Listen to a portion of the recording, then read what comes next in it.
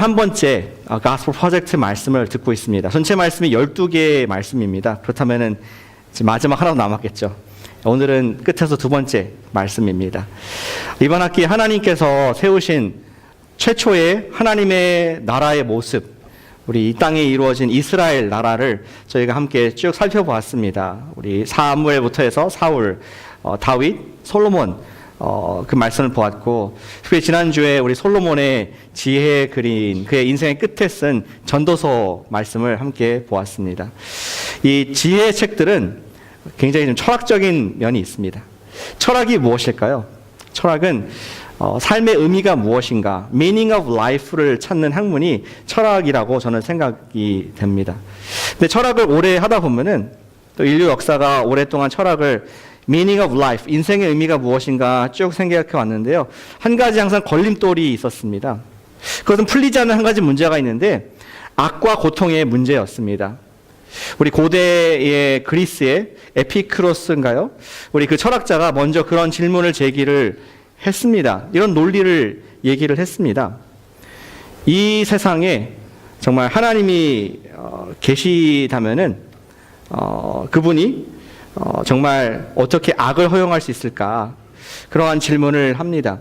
그러면서 좀 풀어서 이렇게 얘기하죠. 그분의 악을 막을 의도가 있지만 그분이 못하는 것인가? 그럼 그분은 무능한 하나님이시다. 그분이 능력은 있지만 악을 막을 의도가 없는 것인가? 그렇다면 그분은 선한 하나님이 아니라 악한 하나님이시다. 그리고 또 세 번째 논리는 그분이 악을 막을 의도도 있고 그럴 능력도 있는가? 그렇다면 세상에 왜 악이 존재하는가? 이러한 논리를 펴고 있습니다. 이해되시죠? 세상에 악이 존재하는데 어떻게 선한 하나님도 같이 존재할 수 있을까? 그들의 결론은 결국에는 하나님이 안 계시다는 쪽으로 무신론자들의 철학적인 결론에 이르는 것을 볼 수 있습니다. 그 뒤에 18세기의 데이비드 윰이라는 사람도 똑같은 얘기를 했습니다. 그들은 악과 고통에 어떠한 목적도 없는 것처럼 보이기 때문에 그런 목적을 주시는 하나님도 안 계시다는 그러한 얘기를 결국은 하고 싶은 것이죠. 이러한 인간의 어떤 논리, 이 머리로 생각하는 그런 이성적인 합리, 이런 것들로서 우리가 답을 찾고자 하지만 악과 고통의 문제에 있어서 성경은 전혀 다른 우리에게 논리가 아닌 새로운 프레시한 관점을 주고 있습니다.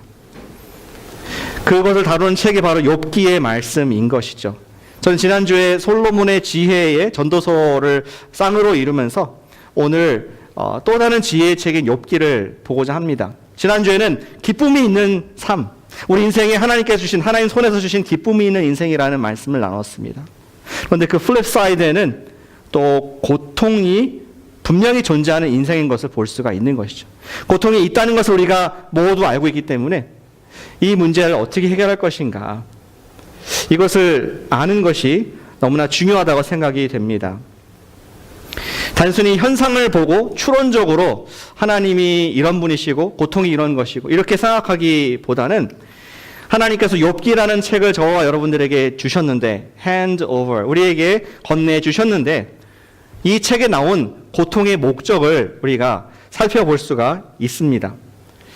그래서 우리가 하나님께 어떤 고통을 받을 때, 고통을 허락함을 받았을 때 고통을 통하여서 하나님 원망하고 하나님 없다라는 그런 결론에 이르기보다는 하나님의 퍼스펙티브, 그분의 관점에서 고통을 바로 이해함으로 말미암아 우리가 반드시 어려움을, 반드시 아픔을 겪을 텐데 그럴 때 어떻게 그것을 품고 또 올바르게 대처할 수 있을까를 이 말씀 통해서 함께 보기를 원합니다. 오늘 말씀은 고통의 목적이 무엇인가 하는 조금 원대한 큰 주제를 가지고 욥기의 메시지를 함께 나누기를 원합니다. 고통의 목적이 무엇인가, 우리 observation, 관찰을 하기 원합니다. 우리 성경책에서 말하는 첫 번째 고통에 대한 견해는, 고통에 대한 관점은 이것입니다. 주님은 목적 없어 보이는 고통도 허락을 하신다는 것입니다. 주님께서는 목적이 없어 보이는 purposeless, 목적이 없고 의미가 없어 보이는, 이유를 알 수 없는 그러한 고통들도 허락을 하신다는 것을 오늘 욥기에서 말씀해주고 있습니다. 오늘 읽으신 본문 42장인데 우리 1장, 2장 그 말씀을 잠깐 같이 보면 좋겠습니다. 욥기의 역사적인 배경을 보면은 볼 수가 없습니다. 사실은 역사적인 배경을 알 수가 없습니다. 욥이 누구인가? 욥이 어느 시대에 어디에 살았는가? 잘 모릅니다.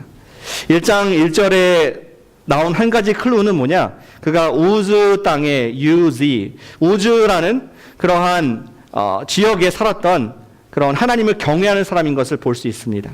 어떤 사람은 이 사람이 뭐 아브람 시대 살았다부터 시작해서 아니다 바벨론 포로 때까지 살았다 하면서 굉장히 몇백 년에 거친 이러한 시간에 간격을 두고 다양한 견해가 있습니다. 또 이 사람이 어느 그 나라의 사람이다 다양한 견해가 있습니다. 그러나 성경은 그가 누구의 아들인지도 안 나와 있고 어느 민족인지도 알 수가 없고 다만 하나님을 경외하는 하나님을 경배하는 그러한 믿음의 사람이었다고만 우리에게 소개를 해주고 있습니다. 한 가지 우리가 생각해 볼 수 있는 것은 성경에서 가장 오래된 책 중에 한 가지로 구약 39권 중에서 가장 오래된 책 중에 한 가지로 추정이 됩니다. 그는 평범한 사람이었습니다. 하나님께 복을 받아서 건강했습니다. 그리고 그가 가족이 있었습니다. 가족과 더불어서 하나님께서 또 그에게 거부가 되게 하셨죠. 많은 양과 낙타와 또 종들이 있었습니다. 하나님께서 복을 주셔서 10명의 자녀가 있었습니다. 7명의 아들, 3명의 딸. 근데 우리 욥을 특별하게 만들게 하는 것은 무엇이냐? 이 욥을 통하여서 하나님께서 고통을 인생에 어떻게 허락하시는지 그 이유가 무엇인가를 샘플로 보여주시는 그러한 아주 귀한 책인 것을 볼 수가 있습니다. 오늘 본문의 2장 1절에 보시면은 전혀 새로운 세팅의 말씀이 나옵니다.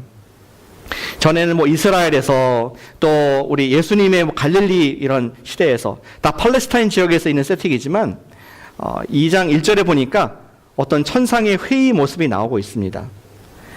하나님의 아들들이 등장하죠. 우리 본문이 있습니까? 파워포인트에 있을 것 같은데요.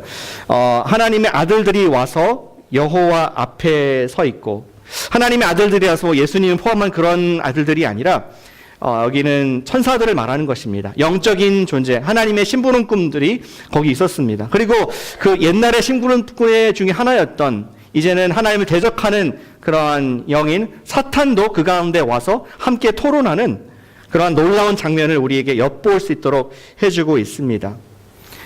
하나님께서는 이 사탄 앞에서 욥을 자랑하시죠. 3절에 보면은 하나님께서 정말 내 종 욥을 보았느냐, 주의하여 보았느냐, 그가 온전하다, 그가 faithful, 그 사람이 faithful, 변함이 없고 그 마음이 정금같이 100% 똑같은 마음이다, 변화가 없는 마음이다. 그것을 보았느냐 하면서 우리 욥을 자랑하는 하나님 모습을 볼 수가 있습니다. 우리 그 컨텍스트를 이해하시려면 1장을 보면 됩니다. 이 이야기를 많이 아실 텐데요. 1장을 보면은 욥이 하나님께 도전을 하죠.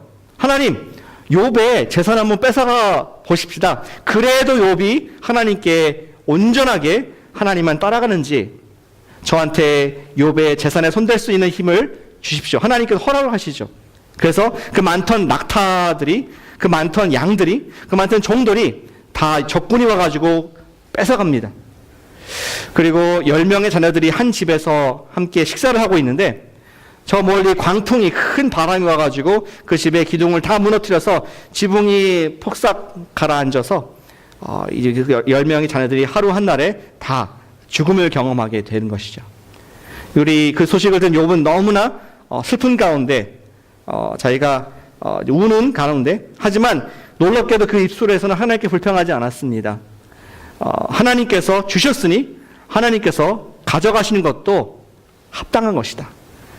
Blessed be the Lord, 여호와 이름을 찬송할지어다 하면서 그 입술로 하나님을 찬송하는 그런 놀라운 정금 같은 고백을 한 것을 볼 수가 있습니다.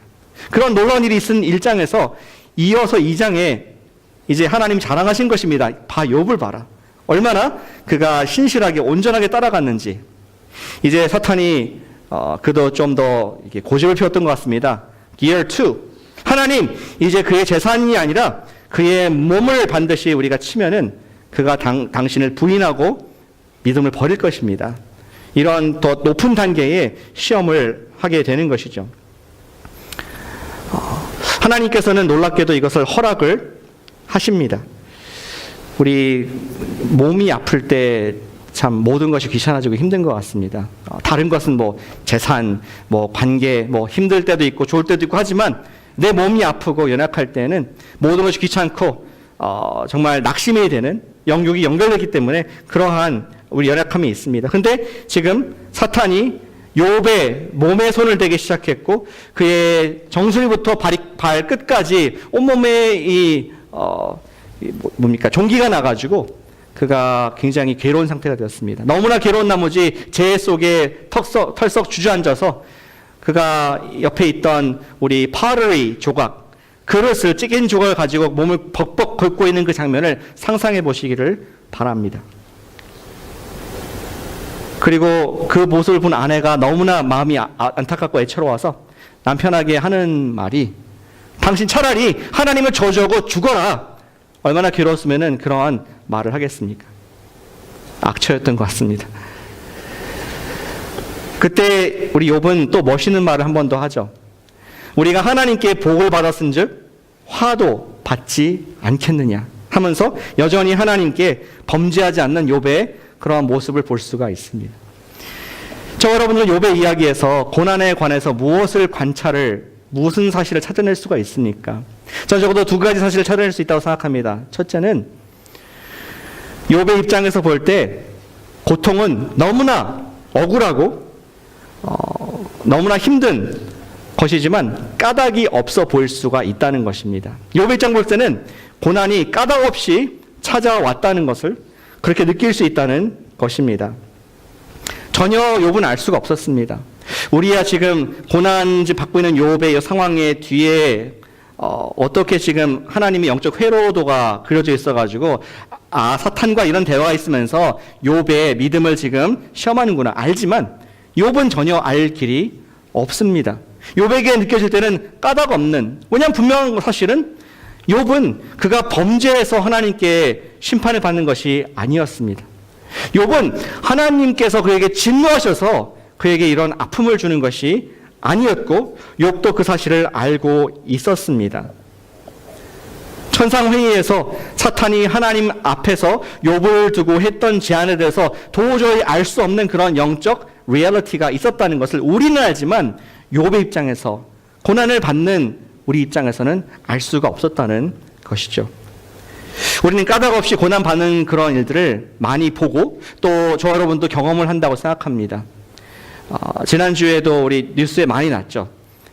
미국의 미시시피 강 주변으로 엄청나게 지금 홍수가 나가지고 몇 주 동안 내린 비로 말미암아 홍수가 나가지고 많은 집들이 침수가 되고 재산 피해가 어마어마하게 난 그 전체 일대 큰 평원이 다 물에 잠긴 그 모습들을 카메라 영상을 통해서 보게 되었습니다. 아마 그분들은 그렇게 물을 것입니다. Why? 집 오너들은 보험도 없는데 왜 이런 일들을 비를 내리시는 하나님께서 허락하셨을까? 내가 뭐를 잘못했다고? 뭐가 그렇게 지금 악하다고 이런 일을 허락하셨을까? 그러한 답답한 마음에 큰 슬픔에 빠져 있을 수가 있습니다. 또 금요일인가요? 버지니아 비치에서 한 총기 괴한이, 사실 그 괴한이 직원이었죠. 12명을 총으로 사살한 그러한 엄청난 버지니아 비치까지 평안한 동네에서 그런 일이 일어났을 때 정말 마음이 무겁고 또 관계된 유가족들은 그 추스리기 힘든 아픔을 경험하고 있습니다. 그들도 역시 똑같은 질문을 하고 있습니다. 하나님이 계시다면 어떻게 이러한 악한 일들이, 이러한 죄의, 총의, 이런 죽음의 일들이 우리 동네에서 일어날 수 있을까 하면서 그들은 슬픔 가운데 빠져 있을 수 있다는 것이죠. 근데 그렇게 질문하는 우리에게 성경의 답은 무엇입니까? 그럴 수도 있다. 까닭 없어 보이는 고통이 우리 인생 가운데 있을 수가 있다는 것을 지혜의 욥기서는 우리에게 말씀을 하고 있습니다. 우리 개인의 삶에도 크고 작은 고통들이 있죠. 성실하게 살았지만 갑자기 회사에서 잘릴 수가 있습니다. 회사에 또 재정적인 어려움이 찾아올 수 있습니다. 특별한 이유 없이 건강에 큰 어려움의 진단을 받기도 합니다. 갑자기 어제까지 괜찮았다가 오늘 엄청난 비를 받아가지고 재정적인 고통을 받을 수도 있습니다. 우리는 모든 아픔 뒤에 이유를 알고자 하지만 알고 싶어하고 What did I do wrong? 어떻게 이걸 픽스할 수 있을까? 이러한 질문들을 갖지만 성경은 많은 경우에 우리가 그 고난을 허락하신 이유를 모른다, 알 수 없다, 알아서는 안 된다, 이러한 답을 주는 것을 욥기를 통해서 볼 수가 있습니다. 욥은 천상의 회의를 몰랐듯이 우리의 당하는 고난의 이유를 우리가 다 알 수가 없다는 것이 우리 고통에 관한 성경의 관찰인 것이죠. 그리고 이 관계된 두 번째 관찰이 있습니다. 잘 이유를 모르기 때문에 두 번째, 고통을 당할 때 잘못된 조언을 하는 친구들이 반드시 있다는 것입니다. 어떤 이유 없어 보이는 고통을 당할 때 잘못된 조언을 하는 친구들이 있습니다. 욥의 옆에는 욥의 아내가 있었습니다. 하나님을 저주하고 차라리 죽어라, 하나님을 경외하지 아니하는 그러한 여인의 마음, 그런 막말을, 이렇게 헛된 말을 하는 그러한 조언을 보게 됩니다. 그리고 나중에 오늘 읽진 않지만 욥기의 대부분의 장을 차지하는 욥의 세 친구의 counsel, advice가 있습니다. 조언들이 있습니다. 그들의 논리는 한 가지입니다. 결론은 한 가지죠. cause and effect. 지금 너가 고통을 받는 이런 이펙트, 결과가 있으면은 분명히 cause가 있을 것이다. 뭔가 네가 잘못한 것이 있을 것이야. 잘 생각해봐라. 하나님께서 반드시 너에게 지금 주시는 벌에 대한 이유가 있을 것이다 하면서 계속 지금 돌아가면서 세 명이 욥을 쪼는 그러한 모습이 욥기의 전체의 부분을 차지하고 있습니다. 반드시 죄가 있기 때문에 심판을 받고 있다는 것이 그들의 조언이었고, 또 당신이 죄를 회개하면 된다, 이러한 얘기를 합니다. 고난받는 욥의 입장에서는 참 억울했습니다. 답답했습니다. 그리고 도움이 안 됐습니다. 결국 욥기 16장에서 그는 자기의 심정을, 지금 조언을, 이런 잘못된 조언을 들은, 이해하지 못하는 사람의 조언을 들은 욥의 심정을 얘기합니다. 16장 1절에서 말하기를, 욥이 대답하여 이르되 이런 말은 내가 많이 들었나니 너희는 다 재난을 주는 위로자들이구나. 너희는 날 돕고 평안을 날 위로하는 것이 아니라 불난집에 부채질을 하는, 재난을 더 일으키는 그러한 위로자구나. 나도 그런 말은 할 수 있다 하면서 우리가 고난의 때 해석하기 원하는 마음이 있는데 그것이 고난을 당하는 사람에게 얼마나 큰 상처를 주고 있는지 욥을 통해서 간접적으로 들을 수가 있습니다. 우리는 어떻게 해야 될까요? 이유를 알 수 없이 고통을 당할 때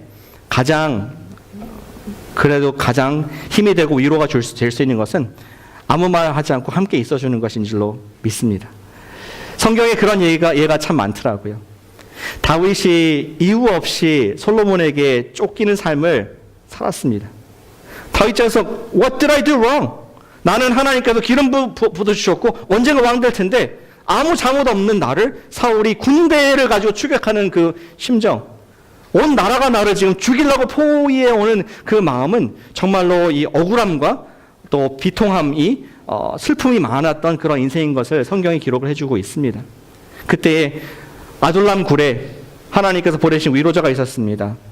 사회의 아웃캐스트, 정말 없는 사람, 가진 것이 없고 병들고 약한 그런 사람들이 모여서 함께 먹고 지냈습니다. 함께 있었습니다. 다윗은 뭐 작당해가지고 모임 만든 것이 아니라 그냥 하나님께서 보내주신 위로자들이 됐습니다. 엘리야가 기억납니다. 엘리야는 영적 전쟁에서 승리를 하고 우리 850명의 거짓 선지자들을 다 이기고 What did he do wrong? 결국은 이세벨 여왕에 의해서, 왕비에 의해서 그가 쫓김을 당합니다. 내가 너를 죽이지 않으면 내가 이름 걸고 맹세하겠다, 너 죽여야겠다 하면서 이세벨이 쫓아오는 그런 무시무시한 상황을 경험하게 됩니다. 엘리야는 광야로 도망가다가 진짜 쓰러져 자죠. 그때 하나님께서 천사를 보내서 그의 사명을 기억하게 하고 그의 또 에너지를 준 것이 아니라 먹어라. 떡을 구워주면서 물을 주면서 그에게 함께 해주시는 하나님의 위로를 우리는 볼 수 있습니다. 예수님 시대에 소외받던 세리, 죄인들, 창녀들이 있었습니다.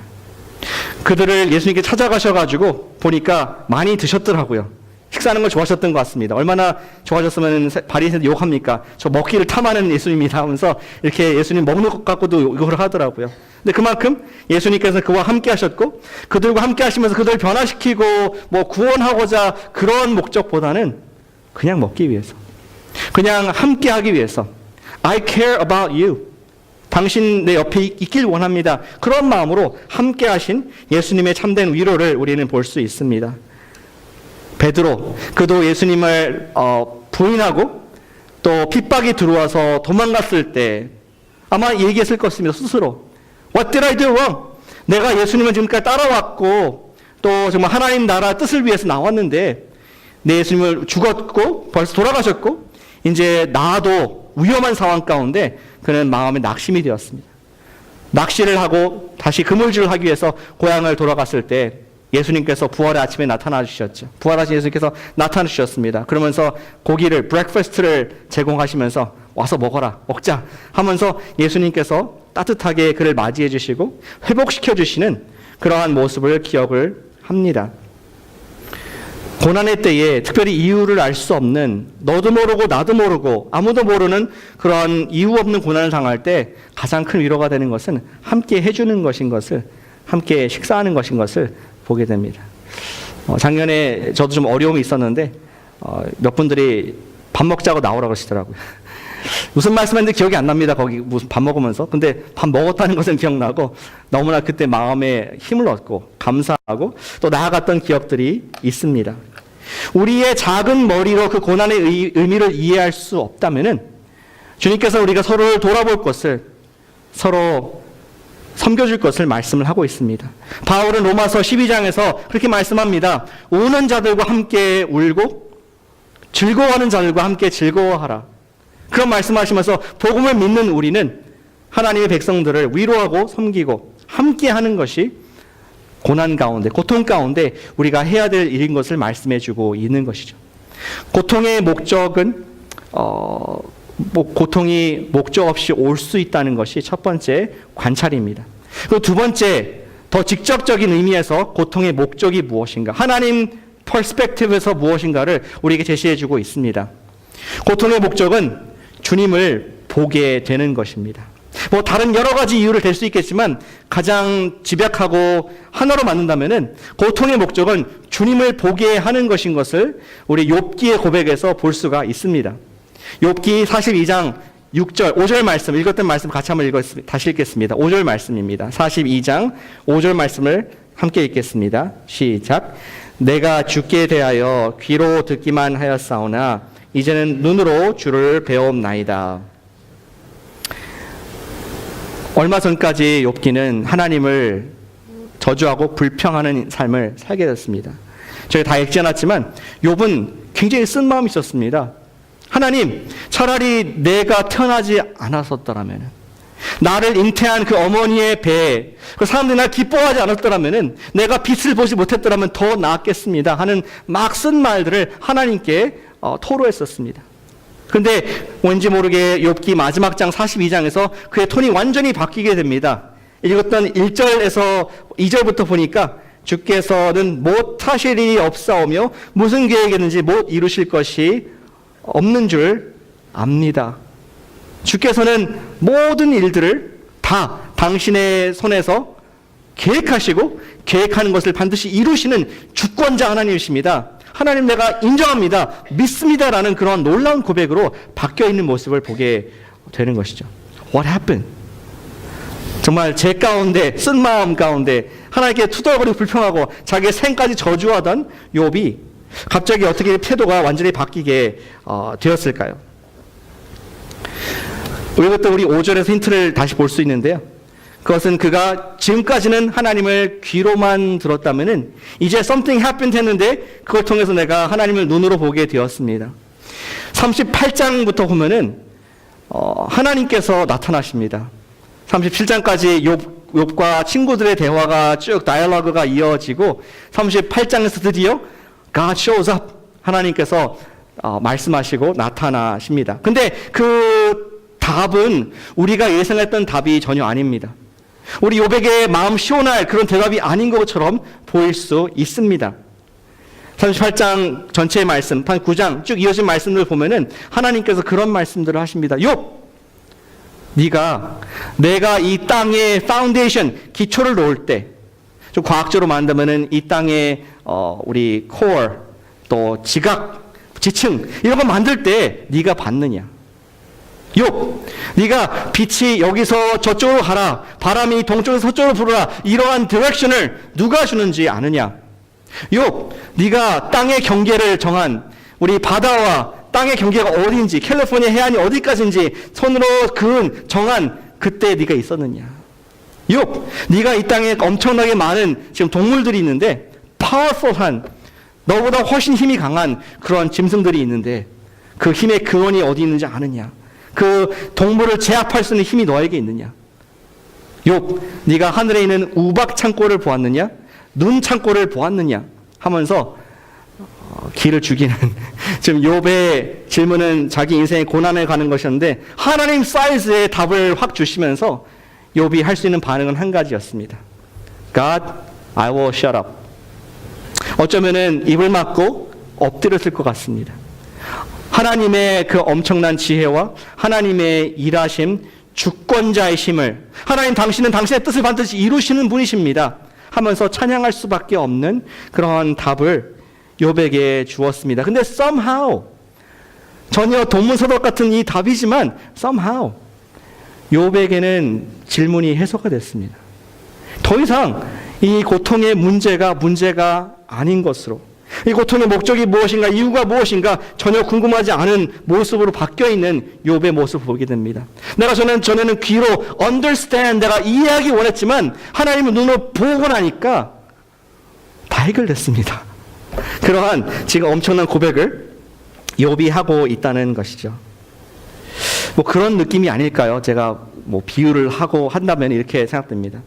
저 여러분께서 아침에 출근하는 길 상상해 보시길 바랍니다. 앞에 차가 갑자기 끼어들기도 하고 또 뒤에 차가 캘리포니아니까 빵빵 거리면서 시동만 조금만 늦게 가면 뒤에서 막 밟을 듯한 그런 기세로 뒤로 밀려오고 굉장히 스트레스풀합니다. 짜증이 납니다. 평소에는 온유한 성격의 저와 여러분들이지만 운전대를 잡으면은 거기에 커츠에 맞춰있기 때문에 또 나도 그러한 원인 제공을 할 때도 있습니다. 근데 그러한 정말 스트레스를 받고 힘든 바쁜 생활을 하다가 어느 날 비행기를 타고 하늘을 날아서 어디로 갑니다. 3만 피트에 올라가니까 전에 크게 보이던 집이 작게 보이고 그렇게 많던 차들이 개미떼가 지나가는 것처럼 보입니다. 사람도 보이지 않습니다. 그렇게 부산하고 빵빵거리고 시끄러운 그 모든 것들이 사라지고 이제는 고요하게 내가 목적한 곳으로 가는, 편하게 가는 그런 비행기, 아마 그런 모습이 지금 욥이 경험한 것이 아닐까 상상이 저는 됩니다. 자기 고통의 문제, 하나님 이 몸에 있는 이 지금 아픈 이 종기를 좀 해결해 주길 원하고 하나님 내 자녀들, 내 가족들, 내 건강 막 얘기를 하다가 하나님의 사이즈에서 하나님이 보시는 관점에서 보니까 나는 아무것도 아니구나. 하나님께서 다 잡고 계셨고 나는 그 피조물 중에 극히 작은 먼지마도 못한 존재였구나. 그리고 그것을 나한테 보여주셨구나. 그것이 자기의 실제가 되면서 그에 있던 하나님께 작은 질문은 nothing, 아무것도 아닌 것으로 완전히 해결되는 것을 볼 수가 있습니다.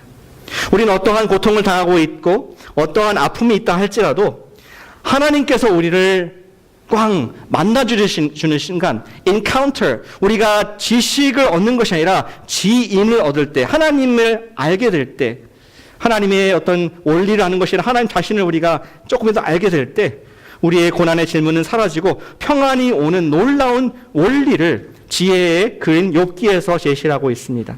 예, 그렇습니다. 인생의 고통에 대한 답은 논리적인 설명으로 만족될 수가 없습니다. 아무리 철학자 할아버지라도 만족시킬 수 없습니다. 오직 우리 인생의 답은 하나님을 만날 때, 우리 하나님이 얼마나 나를 사랑하시고 나를 잡고 계시고 주권자가 되신지를 우리가 지식이 아니라 가슴으로 경험할 때 우리의 문제는 문제가 아닌 것으로 사라질 줄로 믿으시길 바랍니다. TV에서 남북 이산가족들이 만나는 것을 본 적이 있으시죠? 여러분들의 화면으로 기억이 날 것입니다. 최근에 언제 했는지 모르겠지만 그분들도 질문이 있습니다. 인생에 물음표가 있습니다. 왜 우리 가족에게 떨어져 있었을까? 5년, 10년이 아니라 20년, 30년, 40년, 60년간 떨어져 있을까? 거기 나온 분들 보면은 정말 누더기가 된 그런 사진 한 장 들고 있습니다. 가물가물한 그런 가족의 이름들을 적어서 갖고 나왔습니다. 많은 질문도 있고 많은 또 고민들을 가지고 나왔지만 양쪽이 만나서 서로 질문을 답하고 그렇게 하지 않더라고요. 그래서 무조건 부둥켜하고 울고 얼굴을 만지고 또 당장 몇 시간 만난지 모르지만 그 시간 동안에 손을 꼭 붙잡고 놓지 못하는 그런 가족들의 모습을 여러분들은 화면을 통해서 보셨을 것입니다. It doesn't matter. 왜 나라가 분열됐는지, 왜 이런 고통이 있는지 It doesn't matter.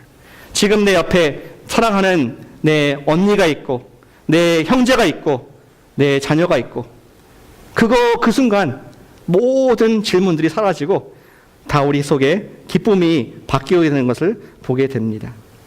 우리는 지금 해결되지 않는 인생의 삶의 질문들을 수백 가지, 수천 가지, 수만 가지, 수백만 가지를 마음에 품고 살고 있다고 생각합니다. 하나님 왜 그때 그러셨어요?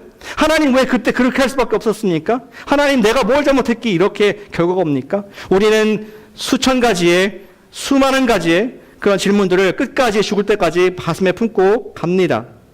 그리고 언젠가는 우리가 신자이기 때문에 주님 앞에 리스트를 만들어가지고 주님 뵈면 내가 꼭 물어봐야지. 꼭 내가 영적 뒤에 뭐가 있었는지 알고 싶다. 이런 마음이 있을 거라고 생각합니다. 저는 그래요. 근데 저는 예수님 만나는 순간 It doesn't matter. 다 지어치우고 주님을 허구할 것 같습니다. 아니면은 또 황송하면 좀 엎드릴 것 같습니다. 주님 보고 싶었습니다. 외로웠습니다. 주님 너무나 아팠습니다. 너무 힘들었습니다. 엉엉 붙잡고 울 것 같습니다. 그 모든 질문들이 It doesn't matter. 다 사라질 것을 저는 기대합니다. 그러면서 예수님의 손에 있는 못자국, 예수님의 옆구리에 나와 있는 창자국을 보면서 주님과 더 깊은 사랑에 빠지고 그분 안에서 모든 인생의 답을 얻게 될 것입니다. 저의 상상이 아니라 도마가 그랬습니다. 도마가 그가 의심많은 자가 아니었습니까? 예수님께서 부활했다는 얘기를 들었는데 믿질 못했습니다. 그래서 예수님께서 나타나 주셨을 때 예수님께서 도마에게 뭐라고 하셨습니까? 읽어드리겠습니다. 요한복음 20장 말씀에 도마에게 이르시되 네 손가락을 이리 내밀어 내 손을 보고 내 손을 내밀어 내 옆구리에 넣어보라. 그리하여 믿음이 없는 자가 되지 말고 믿는 자가 되라. 도마가 질문이 많았을 것 같습니다. 예수님을 부활했다고 들었는데 질문이 많았습니다. That's not possible. 죽었으면 stay dead. 죽었지. 어떻게 사람이 일어나? 그리고 당신들 지금 다 헛걸 본 거야. 뭔가 논리적인 해석을 막 하고 있다가 예수님께서 그 앞에 나타나시자 도마는 질문이 없었습니다. 그리고 고백한 거 한 가지. 예수님 당신은 나의 주님, 나의 하나님이십니다. 모든 인생의 문제가 나타나신 부활하신 예수님 앞에 완전히 해결되는 믿음이 없는 자가 아니라 믿음이 있는 자로 바뀐 그 놀라운 역사의 현장을 성경은 기록을 해주고 있습니다. 사랑하는 여러분, 정말 기도하고 축복하기 원하는 것은 매일 부활하신 주님을 만나시기를 축복합니다. 우리 인생에 두려운 게 많죠. 오늘 내가 어떻게 살아가나요?